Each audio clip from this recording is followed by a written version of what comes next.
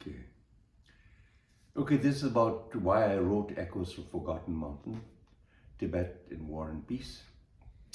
I start off with this line. Milan Kundera, the Czech novelist, said, "The struggle of man against power is the struggle of memory against forgetting." I always felt that the most effective way to maintain Tibetan collective memory about our national struggle was to write stories about the brave men and women who had participated in it. Over the years, starting with the refugee reports, I wrote stories, articles, plays, a couple of books, and even some songs on the struggle. So I wasn't unfamiliar with the subject, but for a long time, I yearned to write a major, all-encompassing book on Tibet's war of resistance against Chinese imperialism. My starting problem was essentially one of genre.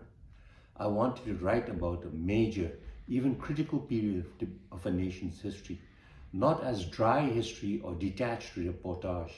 I wanted to create something monumental and inspirational enough to fire the imagination of a new generation of Tibetans. I realized only a compelling literary work could immerse young minds in the Tibetan freedom struggle. So that is what I set myself to do for the past 15 years. As much as I took inspiration from Tolstoy's War and Peace, I did not want to write a novel.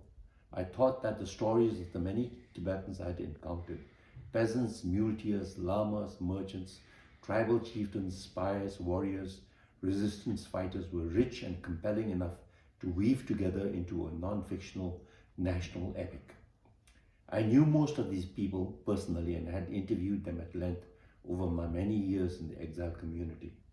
All I had to do was bring these accounts together into a cohesive narrative whole to tell the story I wanted to tell. It was, of course, easier said than done.